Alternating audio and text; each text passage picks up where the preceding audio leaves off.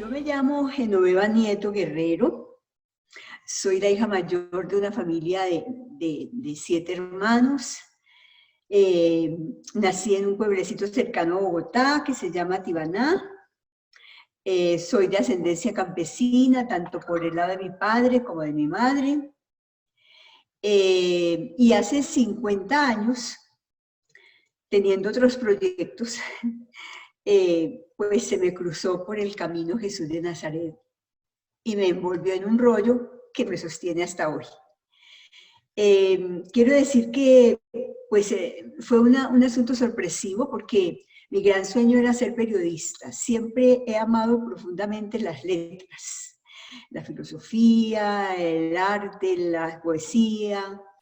Creo que tengo una facilidad grande de expresarme, sobre todo escribiendo, es mi pasión, y bueno, por ahí quería enfocar mi vida.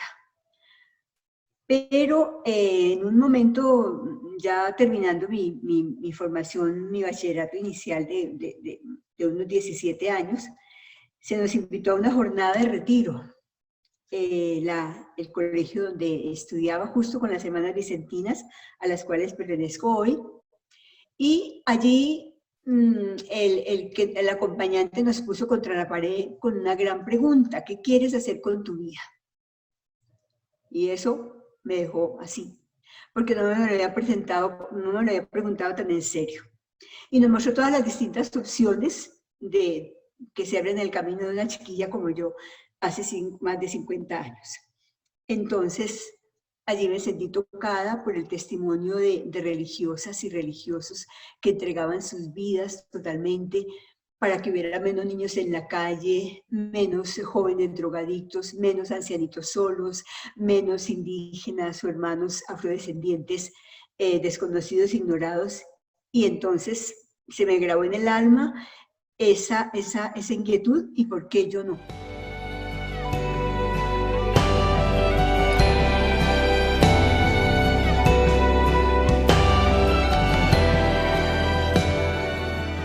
Y decidí que iba a ofrecer mi vida precisamente para que otro mundo fuera posible.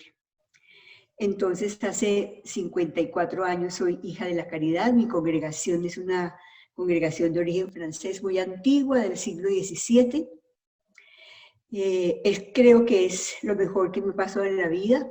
No puedo decir que esta vida es color de rosa, que todo es perfecto. Toda vida humana es crítica, ¿verdad? Y cuando te la quieres tomar en serio, mucho más. Pero de todas maneras creo que este es mi lugar en el mundo. Este es el proyecto de Dios para mí, y estoy dispuesta a llevarlo hasta el final de su mano. El gran sueño de mi vida, ya siendo hija de la Caridad, era estudiar Sagradas Escrituras. Siempre me había interesado mucho la escritura. Pero cuando se ofrecía el tema, me invitaban a que podía ir al Bíblico de Roma a estudiar allá. Y yo siempre he sido muy aferrada a lo nuestro, a nuestro ser latinoamericano. Me apasionan nuestras culturas autóctonas, todo este caminar de las iglesias en América Latina. Y yo pues me negaba a hacerlo así. Y en el año 2000, por una coyuntura de salud, se me pidió que hiciera un pare significativo y que me dedicara a estudiar. Y entonces empecé a buscar opciones, y un sacerdote que había acabado de ir a Costa Rica y había visitado la UL, amigo mío, le estuve comentando y me dice: mujer, estás hecha, si quieres, vete a Costa Rica, es una universidad pequeña, 2 facultades, ciencias bíblicas, ciencias teológicas, allá está el SATAM, se está haciendo cosas muy buenas, sería excelente. Sí, si lo consigues, vete a ojo cerrado. Y bueno, yo me fié en esa palabra y a renglón seguido comencé a hacer todas las gestiones para ver cómo podría ser esa vinculación. Te cuento que era tanta la pasión que a los 20 días ya estaba en Costa Rica.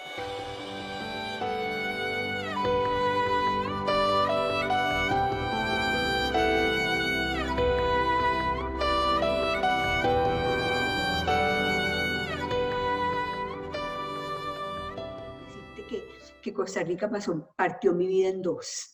Puedo decir que puedo hablar de un antes de Costa Rica y un después de la UL. porque el gran sueño de mi vida era, sido siempre muy sensible al tema de mujer, ¿sí?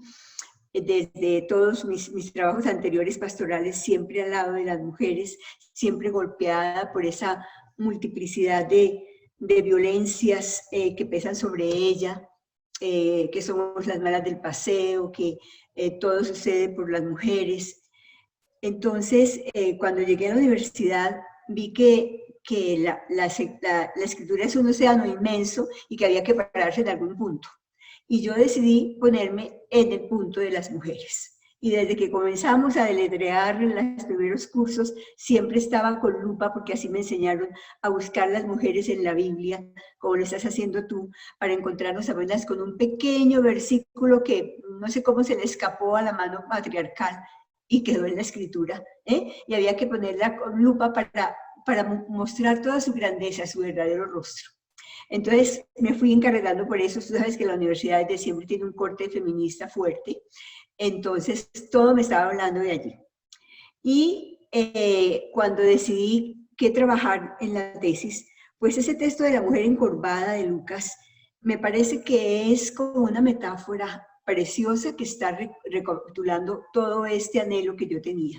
Una mujer doblegada por una estructura patriarcal, por unas condiciones de vida en muchos casos miserables que ahogan sus valores, por una invisibilización y naturalización de las violencias que pesan sobre ella, y decidí que ese fuera mi texto. Pero lo que me llamó la atención en el estudio del texto es que esa mujer no habla, pues está en una sinagoga, ¿qué va a hablar? Es una intrusa en un mundo varonil, porque aprendí que se necesitan 20 varones para que haya una asamblea sabática, y que las mujeres no cuentan allí. Entonces, ¿qué le llamó la atención a Jesús? Su cuerpo. Su cuerpo era un grito que fue lo que cautivó a Jesús. Jesús rompe todos los condicionamientos de su época y se acerca, la toca, le habla y la levanta. Entonces, esos 4 verbos eran para mí todo un camino, ¿no? Entonces yo encontré ahí como la respuesta también a mis inquietudes personales, porque de una u otra manera en la historia de cada una de las mujeres, no tenemos espacio, algún día te contaré, pesan también opresiones de un lado y de otro, ¿no? Entonces yo soy la mujer encorvada. Incluso quienes me conocen, hay un cierto doblez en mi vida, una cierta inclinación en mi cuerpo. Entonces allí la universidad me ayudó mucho a pensar en redimir los cuerpos, porque solo si los cuerpos se redimen, las personas se redimen. Si el evangelio, si el reino no pasa por el cuerpo, no toca, no produce cambios significativos. El referente corporal es muy importante. Entonces fui ahondando el tema y pues se produjo ayudada de Irene Full, que es una excelente docente de la UVL, que ya está en el reino de Dios. Ella fue mi guía y entonces logramos hacer ese trabajo.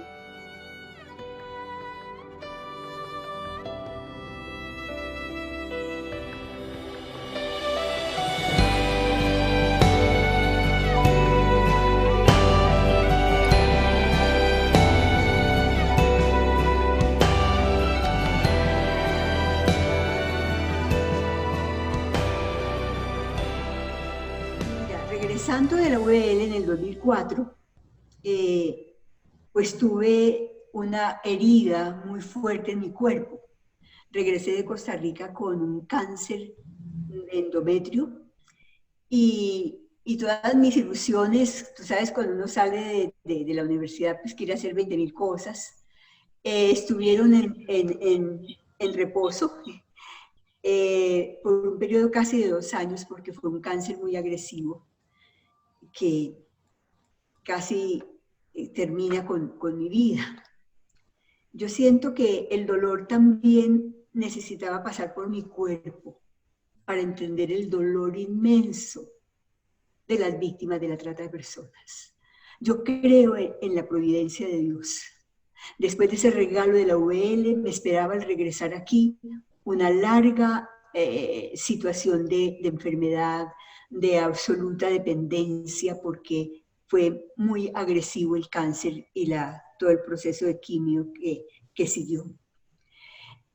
No creía yo poder volver a levantarme, a hablar, ni siquiera podía tener la escritura en la mano, porque además del cáncer hice un Parkinson y bueno. Pero entonces yo lo leo así, Karen, como que era necesario probar el dolor, porque creo que hablar desde el escritorio, hablar desde los libros, hablar desde la vida tiene otro sabor. Entonces entendí de otra manera qué significa el dolor de los cuerpos de las mujeres. Y entonces, ya cuando pude recuperarme, se me invitó, yo quería llegar y transformar la tesis que hice allá en Costa Rica, cuando los cuerpos hablan, en talleres para las mujeres, y hacer talleres de barrio, buscarlas, meterme en organizaciones femeninas, ese era mi sueño. Pero se realizó realmente porque fui invitada a la Conferencia de Religiosos de Colombia, y allí se me habló de algo que yo apenas deletreaba, que era el tema de la trata de personas. Allí comprendí lo que significa, la magnitud del problema. Y al final de un taller nacional nos invitaron a quien quiere quedarse, deje su nombre. Pues por supuesto yo dejé mi nombre y desde ese día hago parte de la red Tamar de la Conferencia de Religiosos de Colombia. Fíjate que la red Tamar se llama Tamar justo por una mujer bíblica. A ti que te gustan las mujeres bíblicas. Tamar, la hija virgen del rey David, que está en el segundo libro de Samuel, en el capítulo 13. Entonces, ese es el texto que nos inspira, porque las violencias contra las mujeres suceden en su propia casa, comienzan allí, tú sabes, y hoy sigue pasando, ¿no? Los violadores de los niños y las niñas están en su propio hogar, en un altísimo porcentaje.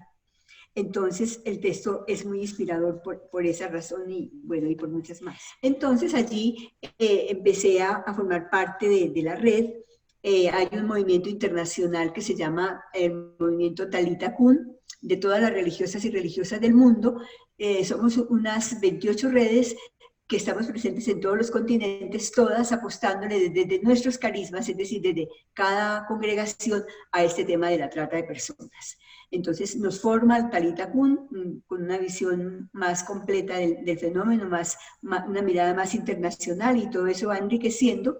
Y luego mi congregación, que se reúne cada 6 años a tomar decisiones de cuáles son las opciones pastorales que va a asumir, justo en ese año, 2009, decidimos a nivel internacional que vamos a comprometernos con la trata de personas. Y entonces aquí en Colombia, el Consejo Provincial decide poner en mis manos el proyecto y me dice: gestione, inventes el proyecto, sueñe y diseñe la respuesta de la comunidad a este problema. Y entonces desde este 2009 hasta este momento yo he sido delegada para asumir el proyecto, y se me ha dado toda la disponibilidad de tiempo, de apoyo fraterno, de la estructura misma de la congregación, de los proyectos de financiación para llevar a cabo este proyecto.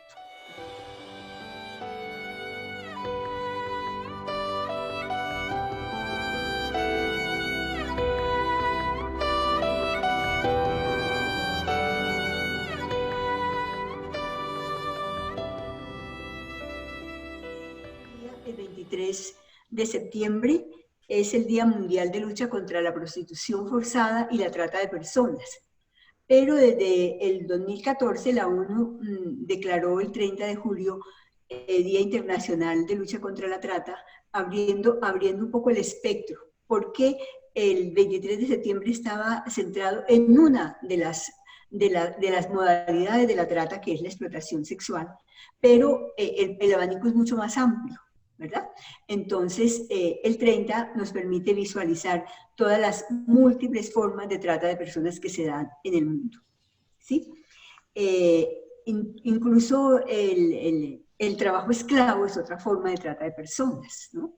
La extracción ilegal de órganos es también trata de personas. Para nosotros el reclutamiento forzado de menores es trata de personas. Entonces, desde ese 2014 venimos celebrando el año con distintas actividades.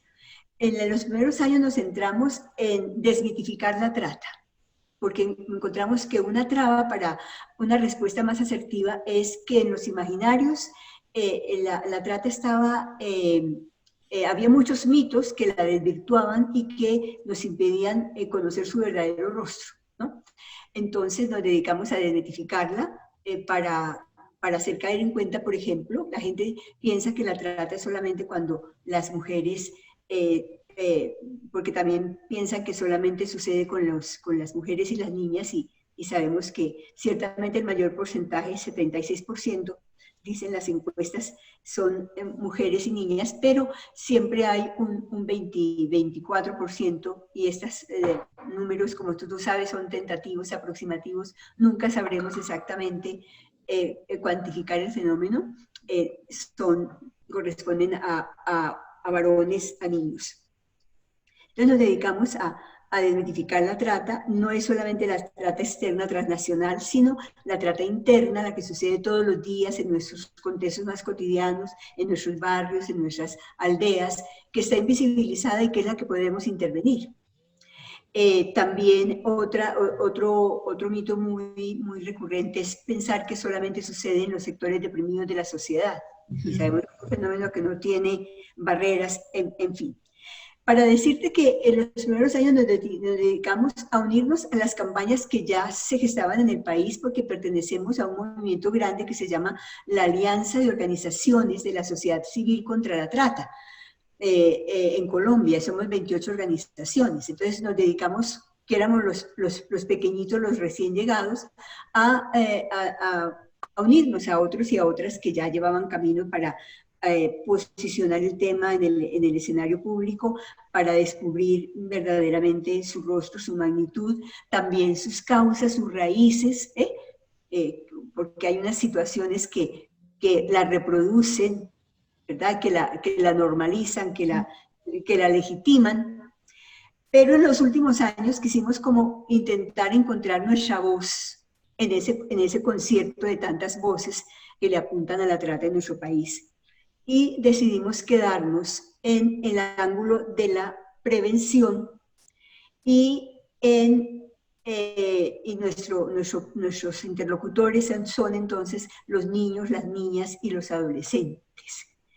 Porque sentimos que lo que queremos es minimizar el impacto, que no haya más víctimas. Y para que no haya más víctimas entendemos que habría que trabajar desde atrás, desde los chiquillos y chiquillas, para sembrar en ellos la conciencia de la maravilla que son sus vidas, pero también de los riesgos y las amenazas que los circundan.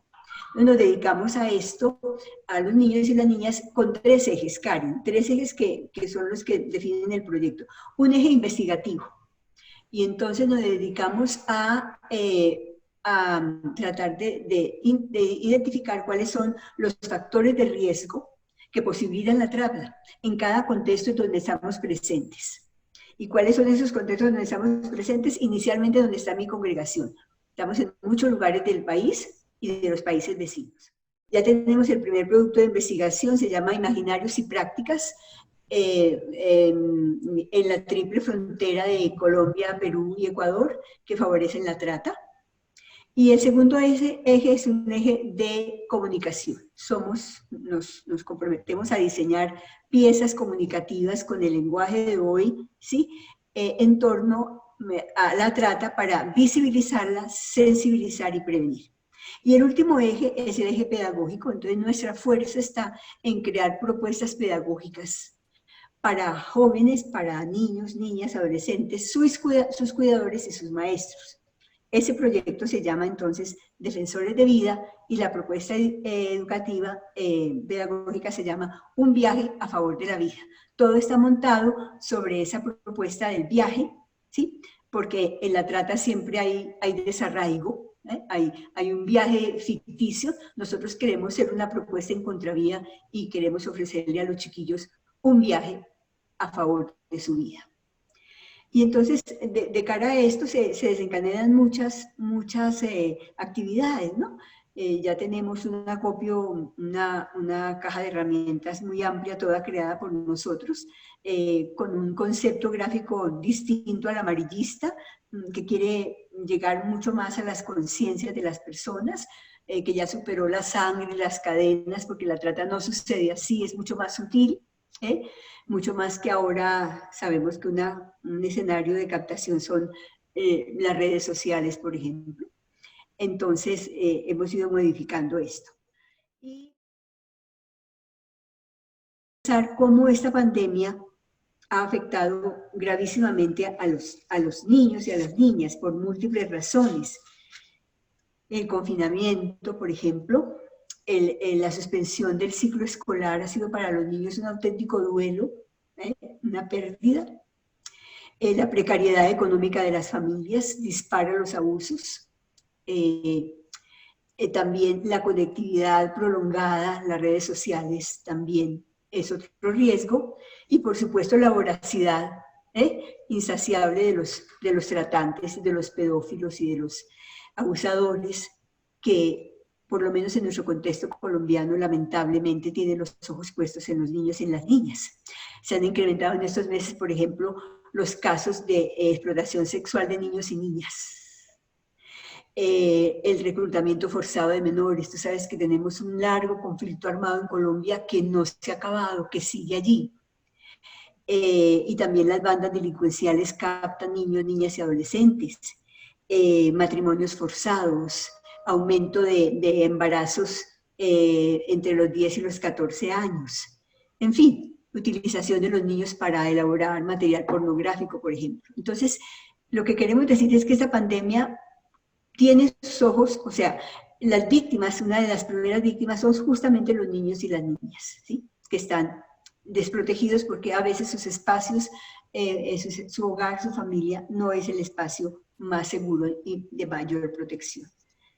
Entonces, por eso estamos ofreciendo nuestras herramientas, nuestros procesos pedagógicos, porque entendemos la prevención no como hacer un taller o celebrar una actividad por el 30 de julio, sino un proceso más orgánico, más estructurado, que toque a todos los actores, que empodere a los niños y las niñas y que produzca realmente cambios significativos.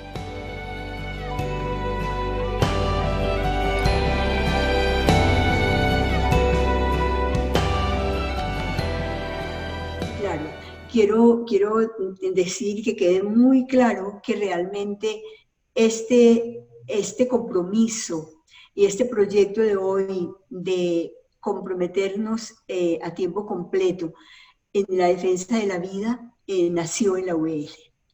Realmente vivo profundamente agradecida de todo lo que la UL sembró en mí.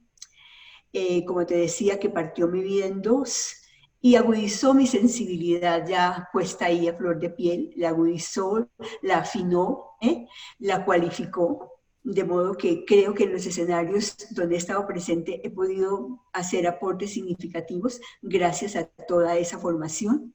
Me parece que nosotros las iglesias, porque la UL me enseñó a hablar en plural de las iglesias, no solo de mi iglesia, sino de las iglesias, me parece que las iglesias, y ahí quiero invitar a todos los compañeros de la denominación que sean, nosotros tenemos en nuestra profesión de fe unas herramientas increíbles, porque yo creo que la mejor religión es la que hace mejores seres humanos, y somos mejores seres humanos en la medida que somos más solidarios, más sensibles, capaces de apostarle a las grandes causas sociales. Entonces, creo que esa fuerza de nuestra fe, nuestras tradiciones, unida ciertamente a la cualificación académica que nos da la universidad, pues nos capacita para ser en medio del mundo,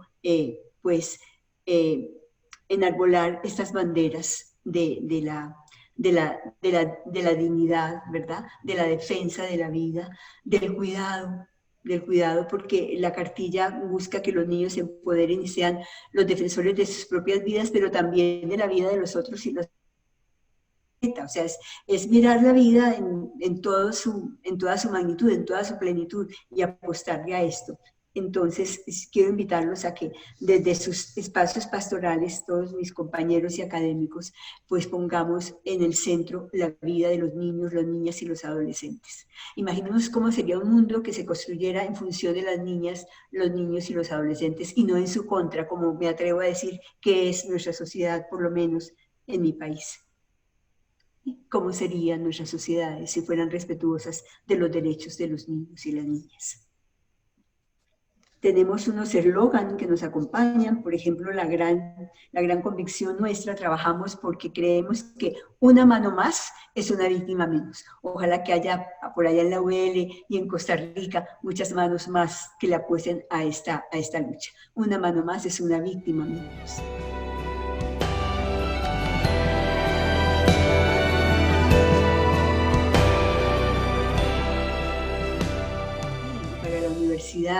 Gracias por no haberme olvidado, gracias por pensar en mí, darme la oportunidad de comunicar esta experiencia que ha salido indudablemente del corazón.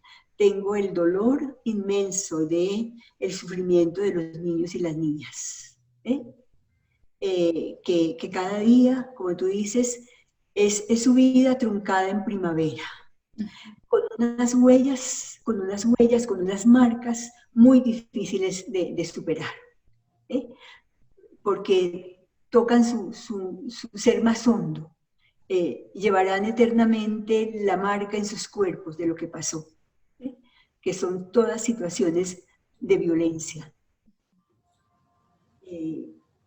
Todo lo que podamos hacer por ellos es bienvenido, no nos cansemos jamás. Ellos se lo merecen. Si queremos un futuro, si queremos una sociedad, tenemos que hacer desde el presente que un futuro distinto sea posible. Y eso pasa por el corazón de los niños y las niñas.